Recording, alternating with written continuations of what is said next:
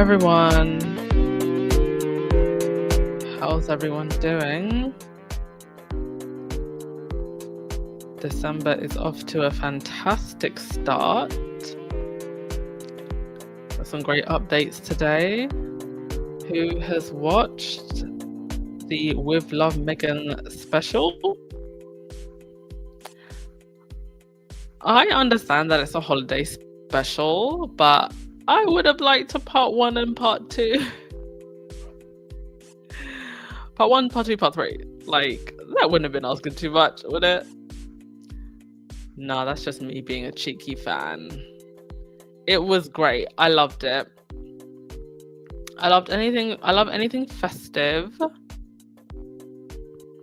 And definitely got some great ideas. I'll tell you what was my favorite thing in a sec. But I'm so glad that we got this holiday special, and it appears that we will be getting something else before the holiday season ends. And then from nowhere, sorry, give me one sec, folks.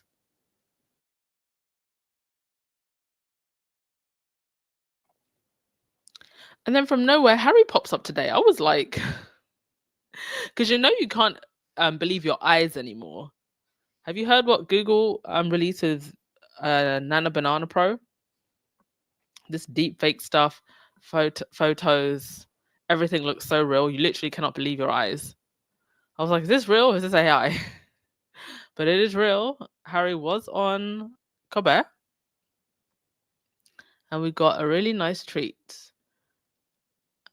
Okay. Oh, I hope that your doctor's office check goes well. Marilyn, please come back and watch the replay. Yes, Wanda, it was a fantastic treat. Fantastic surprise to see Harry.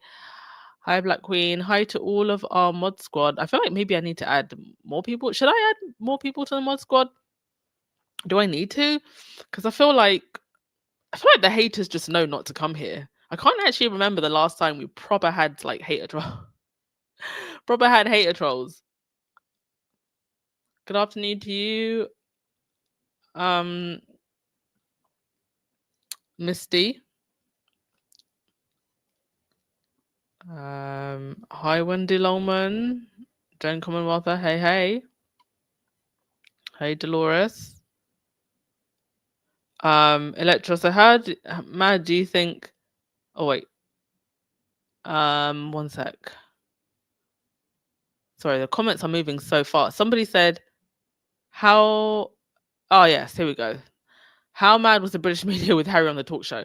They were still crashing out about Meghan and the show. So they weren't even expecting this. I don't think of.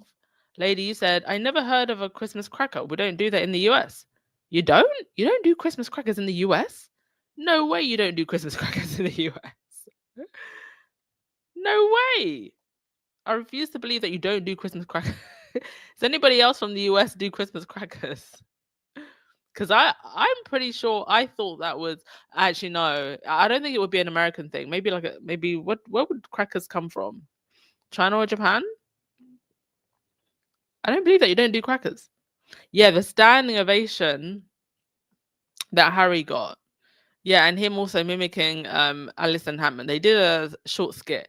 I can't play the clips, obviously, because the copyright police, but definitely go check them out on the Stephen Colbert YouTube. So let's get into it with my slides. Yeah, first things first, Harry on Stephen Colbert. So Stephen did his opening, right? And Harry basically crashed the opening. And they made some very funny jokes. Harry was basically pretending to try to get a part for a Hallmark movie. He even made like a slight dig at Trump. He said, you guys voted a king, which I was quite surprised about, but it was really funny. And yeah, they just had a really good laugh. It was a great skit. And then Harry did this little piece where he was mimicking Alison Hammond, and yeah, they just kind of went back and forth.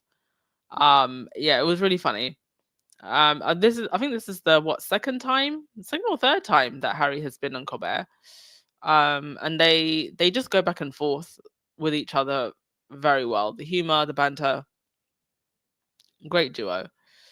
So yeah, go and check that out on YouTube and also on Twitter and whatnot, and give it a like and a share. Very nice surprise to see Harry on. Do you know what? The UK media are gonna be so shocked when it's Harry that starts landing movie parts after going on and on and on about how Meghan wanted to get back into acting, only for Harry to become a leading man. That would be hilarious. Also, as ever, so Meghan posted this on the As Ever.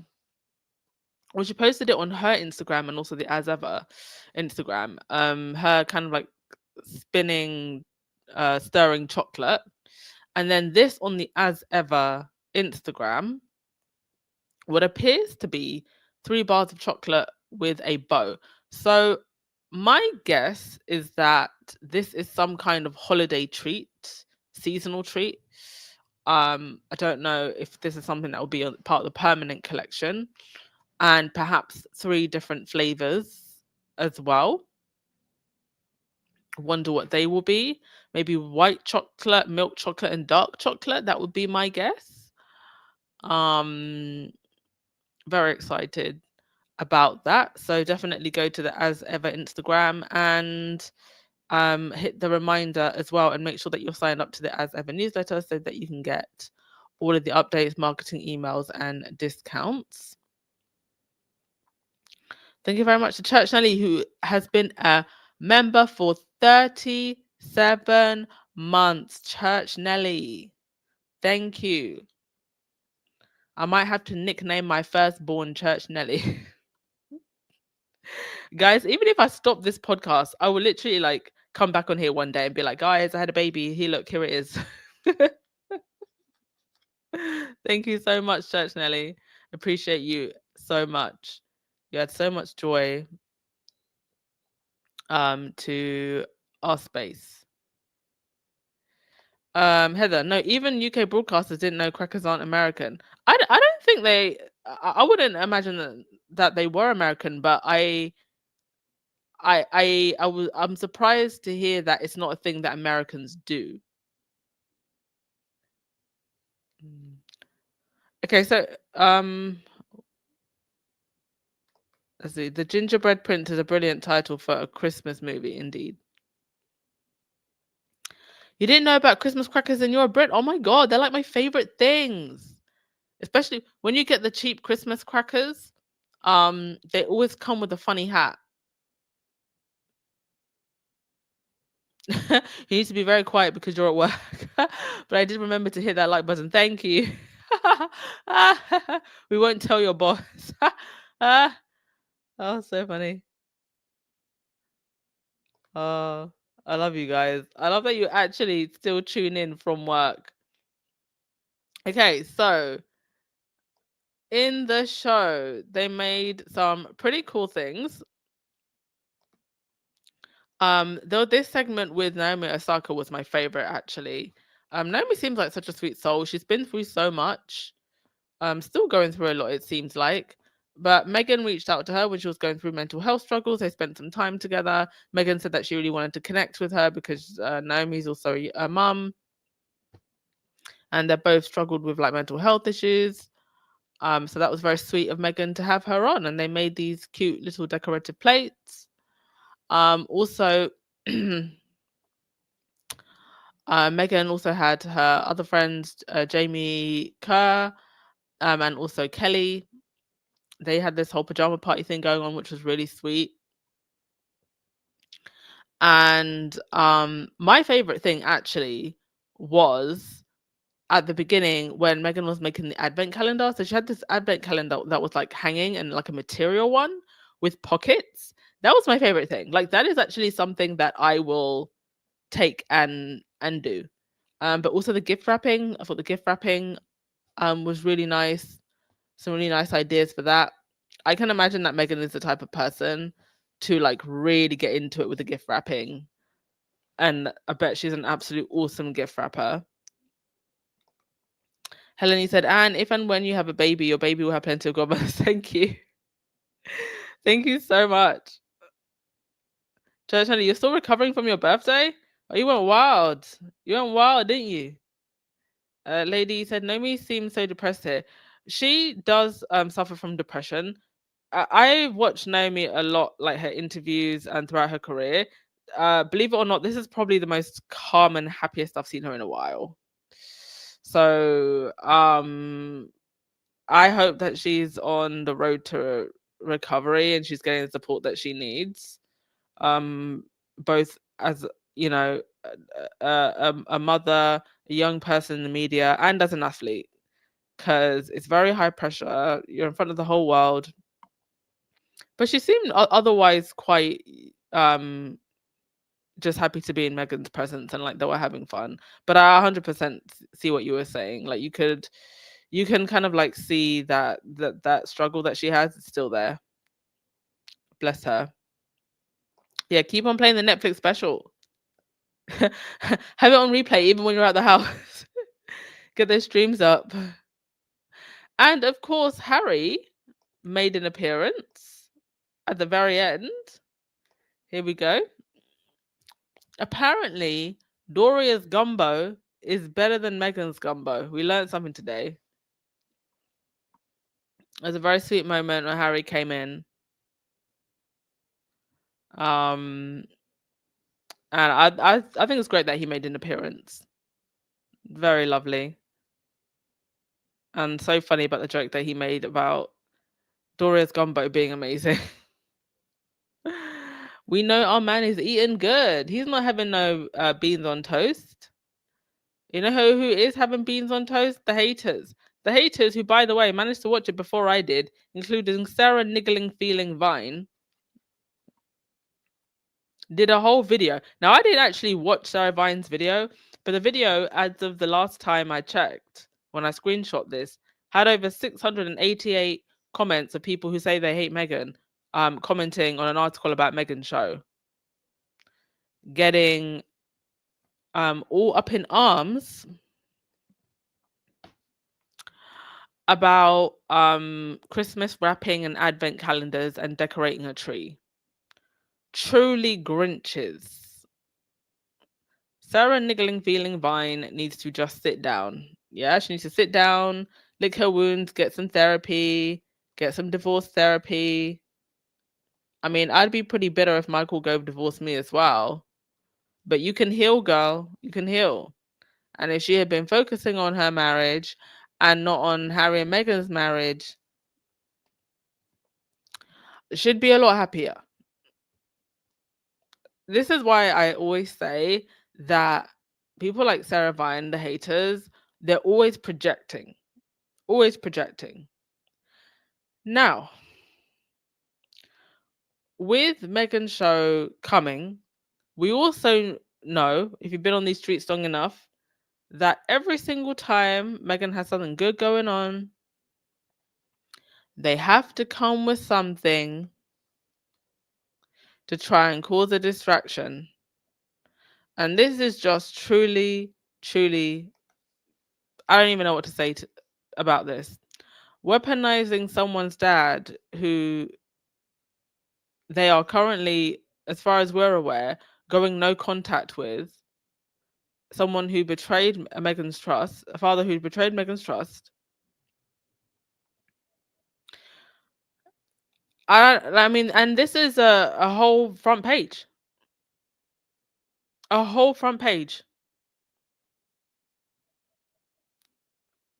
This is a form of guilt tripping.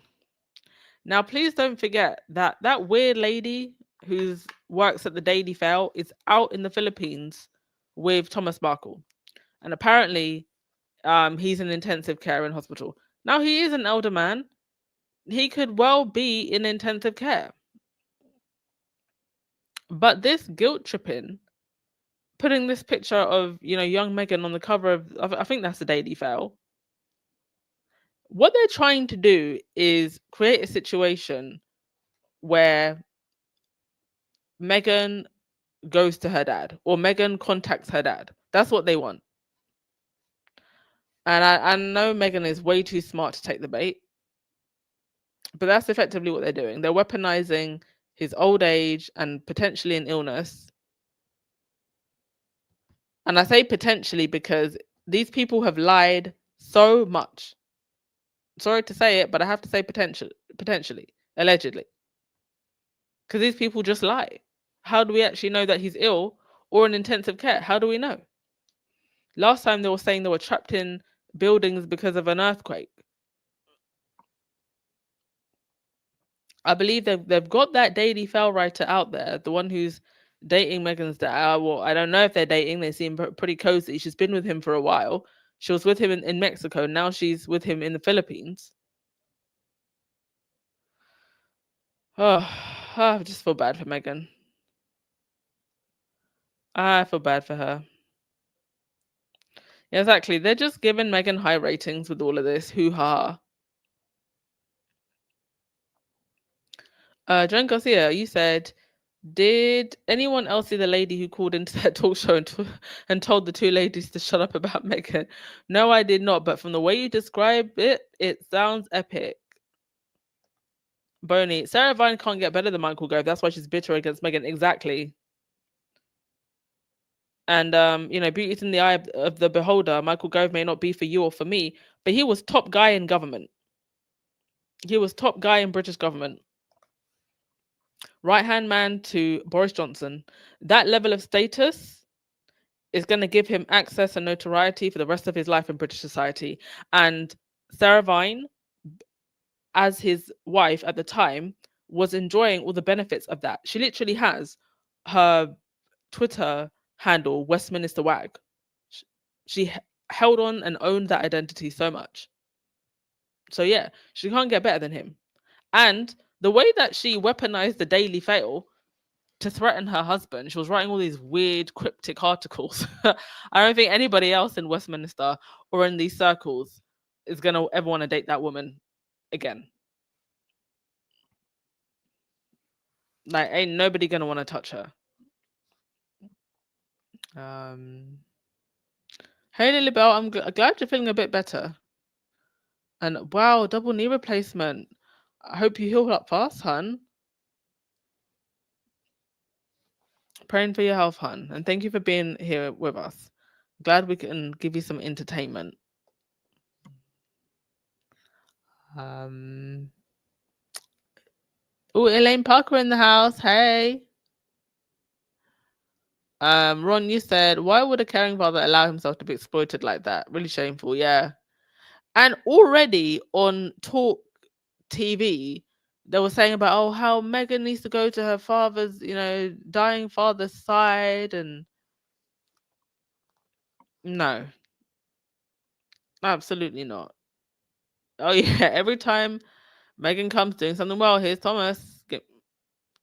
I mean, Meghan and Harry genuinely tried. They genuinely tried to warn him, stay away from the tabloids, we'll help you, we'll protect you. He didn't want to listen. I don't think he sees Meghan as his daughter. He sees Meghan the Duchess. And he was hoping because she's his daughter, he would somehow benefit. But the thing is, he would have benefited if he had just supported her. Of course he would have benefited. I'm pretty sure Meghan, would set him up the way I'm sure she set Doria up. But he chose to go the other way. He chose the devil's side.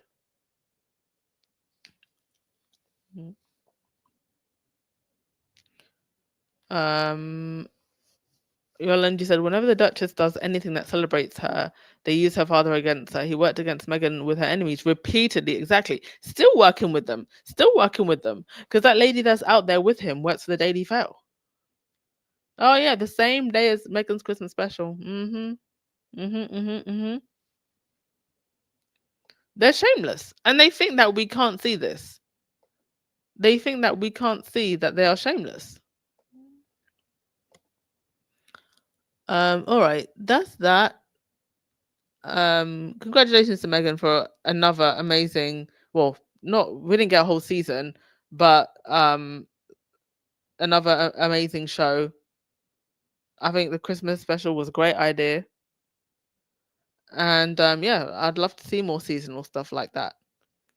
Alrighty, next thing, just wanted to touch on this. Another Meghan the Stallion, she has won her defamation civil lawsuit. Now, the figure that they're giving here, apparently, I don't think is the final judgment. She may even get more. Now, why was Meghan the Stallion suing this particular individual? This is a blogger who was spreading very malicious things about her and even shared a deep fake corn video, so a fake, deep fake corn video of Megan Stallion. And I hope this could form the basis of future lawsuits, especially if Duchess Meghan, wanted to sue. I personally feel that part of the reason Meghan and her team haven't gone after these online bloggers, influencers, well, I wouldn't even call them influencers, mouthpieces who go after Meghan is because, number one, they probably see that, you know, getting libel and winning is quite hard. I think with Megan Thee Stallion, what made this case stronger was the fact that she also shared deep fake corn. With that said, there is deep fake corn swirling around the internet of our Duchess Meghan. So if that's something that you can, sue for, I think it should be something that you can use. And if this sets a precedent to be able to go after these people, that would be fantastic. But shout out to Megan Thee Stallion for fighting this. She's been fighting it. I don't know what's wrong with some of these bloggers, because it's so targeted, so malicious as well. So hopefully this is a precedent. I also think that perhaps Meghan's people, when it comes to the bullies online, they just want to get as much evidence to throw at the judge as possible. This has been happening for a while. This is how it's been affecting our client. I think Megan Thee Stallion was also able to sue for emotional distress as well. So perhaps laying the groundwork for something to come. All right. So on to the next thing. Andrew, believe it or not, will get the privileges of staying in Royal Lodge until the end of next year. This is what zero accountability looks like. Because they made all of that fuss about titles, and I said it at the very beginning, I don't give a flying fligs about titles. It means nothing. Just the other day, I saw another headline, Charles takes away the last of Andrew's titles. And so what? I hope we can all agree that that was completely and utterly useless. You can take away the titles, but if he still has the privileges and the protections, what does it even mean? So, one of the reasons why King Charles dramatically unrolled Andrew, Mountbatten Windsor, is because Andrew's degeneracy can no longer be contained and dealt with within the family. Exactly. They wanted to keep it in the family. It was scandal on top of scandal, from Andrew's lies about Epstein to Virginia Giuffre's memoir, to Andrew's sketchy lease agreement for Royal Lodge. The Prime Minister and various MPs were starting to make some real noise about Andrew and all of the shady royal finances. There were wider questions about what King Charles knew and when, and whether Charles signed off on Betty's, the Queen, the late Queen, providing the settlement money to Virginia in 2022. He absolutely did. The focus of a lot of the ire was for Andrew's Royal Lodge lease. MPs began asking questions about all of the royal leases and whether the Crown estates were providing lavish properties free of charge for royals with very little oversight. Well, again, I say, why are we acting like this is... People are acting all brand new about this. Literally, the whole point of you having a monarchy is so that you can have these people, these princes who look like frogs, princes and princesses in these castles, and you pay for them, and it's a great part of your national pride.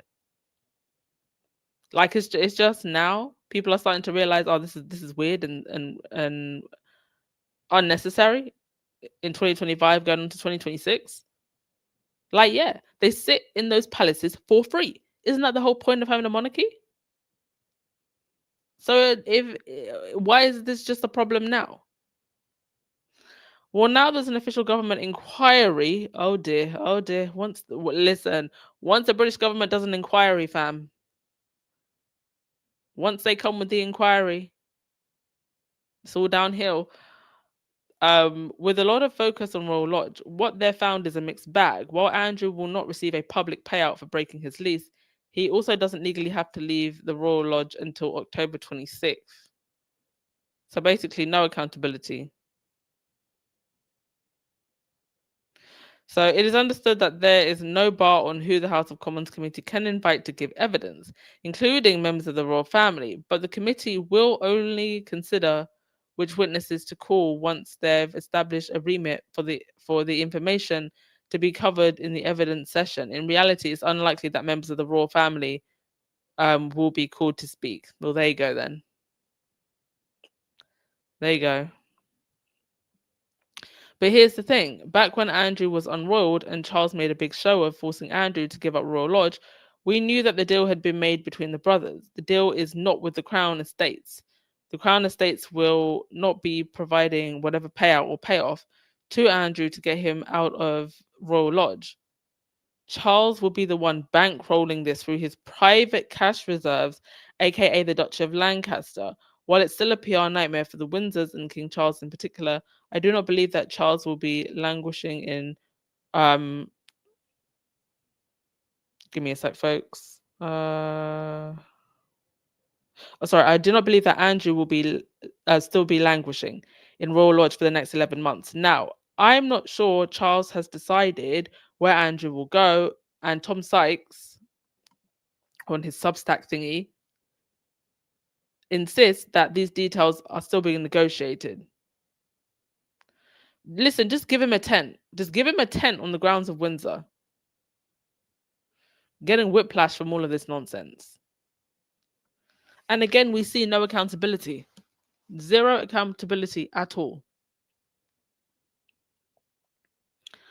William and Kate at the state banquet. Or let me just show you. These are the arrival photos. I think it's the Prime Minister of Germany is in town, and they've put William and Kate front and center because, of course, William and Kate have to come out and work because Meghan and her bomb show, her bomb-ass show, awesome show, is getting them streams on Netflix. So here come William and Kate. They were they seem to be quite central to this visit. I mean, they met the Prime Minister and his wife at the tarmac, and they've also gone to the state dinner. Yet another state dinner. I think Kate is wearing Jenny Packham, and people obviously making, a huge deal, rightly so, about how much it costs. 300k royal banquet and 25-foot tree, while Tories and Rachel Reeves fight over how much to tax you. Indeed, opulence versus crisis. It's given, let them eat cake, and look, I managed to pull another tiara out of the royal vault. Now, Angela Kelly, who was a viper in that royal nest, she basically controlled a lot of the stuff that royals get loaned, the stuff that they can take out of vaults, museums, whatnot. It's rather interesting that Kate got to wear this particular crown.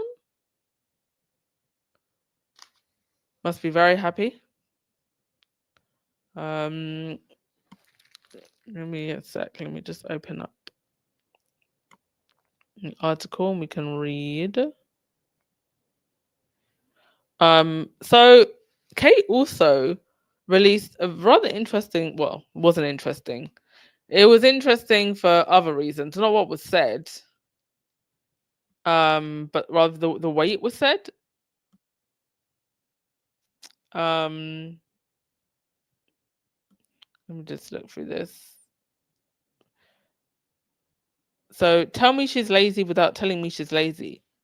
If you've ever wondered why her together at Christmas concert staging always comes across as grim, austere, and dutiful, it's because she apparently doesn't believe that Christmas is a time for sentiment or grand gestures, as per her new letter. Next, she'll say that no one should give or receive Christmas gifts or Christmas or eat candy. So, what the celebrity article is referring to is this weird statement that Kate put out for Christmas, where she says Christmas is not about sentimental or grand gestures. It's not. Is she referring to anyone when she says sentimental or grand gestures? Mind you, this is someone who lives in a castle. But simple acts of care, the Princess of Wales has said in a letter to guests invited to her carol service. The princess said gentle moments of listening, helping, and talking are at the heart of Christmas. I mean, I don't even disagree there. It's just for someone who lives in the lap of luxury. Girl, please. At a time when life can sometimes feel fragmented or uncertain, the Christmas season invites us to remember the power of reaching out to one another, generosity of heart. Now, I'm not reading the full statement here. These are just bits and pieces from the article. But the actual statement itself, I'm not even kidding, reads like it was written by AI. There's one particular phrase, this is like the beauty and the tapestry of life. I use AI a lot. And I know the type of stuff that AI pumps out if you give it very generic prompts. And honestly, half of Kate's statement read like it was made using AI, not a human. Very disappointing. Okay. So it goes on to say, at its heart, Christmas speaks of love taking from the simplest, most human ways, not in sentimental or grand gestures, but gentle ones. While I'm wildly cynical, I would never look down my nose at someone wanting to be sentimental or nostalgic during the Christmas season. I would never tell someone making grand gestures that Christmas isn't the time for that. This is BS. The theme of this year's concert is supposed to be love in all forms except sentimental and grand, apparently. I mean, literally, she's going to be having her dinner in the most grand estate you've ever seen. It was just a I'm not going to read the whole thing, but it was just a very, very weird piece of writing. I don't really know what they were trying to get across in what she was saying. I think they probably thought they were being cute, but it didn't come across as that. Alrighty. I think we're going to wrap things up there. Also interesting that Talk TV News was complaining about the banquet as well. Talk TV News that is Murdoch owned. Thank you so much, Elaine Park, for the super sticker. Much appreciated. Meghan's Jam. This just in as ever is offering. Oh, wait. Did the reminder? Wait, are you saying it's gone live now? Wait, hang on a sec. Are you saying it's gone live now? Is that what you're saying? Let me just check. I don't think it's going live. What's that? Hot chocolate. No, I haven't seen anything yet. I think it's coming. I think it's coming on save the date. Oh, happening now. It's not. Oh, is it on the website? Wait, hang on a sec. Breaking news. Give me a sec, folks. Let me have a look at the website. Let me see. Oh gosh, why is it taking so long? Let's have a look at what this is.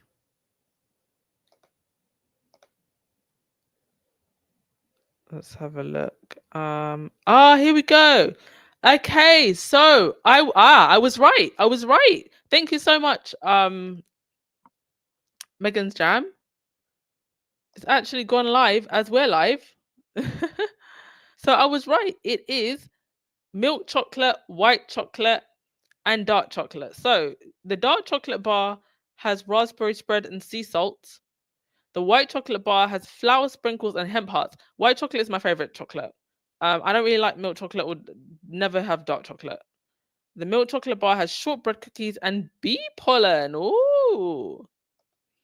Oh, let me open, because the white chocolate bar is only $12. Decadent white chocolate adorned with flour sprinkles and small flecks of hemp hearts come together to create this beautiful limited edition bar. Handcrafted at Compartes Los Angeles at Le, this charming homage to the beauty and wonder of the garden is a pleasure to give and a silky soft indulgence to savor. Beautifully wrapped in a botanical print, this bar is equal parts treat and treasure. Oh, it looks like it. Wow. Ingredients: white chocolate, sugar, cocoa butter, whole milk powder, soy, vanilla, whole hemp seeds, edible flowers. That looks divine. That is absolutely divine. Well, thank you for letting us know that it went live just now. I can't wait until we get to buy items from the UK. Globally, actually. I would say give it until summer. You've already got yours, Wendy. Well done. You ordered one of each, Heather. Fantastic. Fantastic. Oh my god, I love I love raspberries and dark chocolate, someone said. All right, folks. Yeah, now I will officially Isley, you ordered the white chocolate. You lot are on it. Now I will officially end the podcast. We ended on a really, really nice note. Loving it. And we will most definitely be doing grand gestures for Christmas, please. All right, folks. Catch you later. Ciao.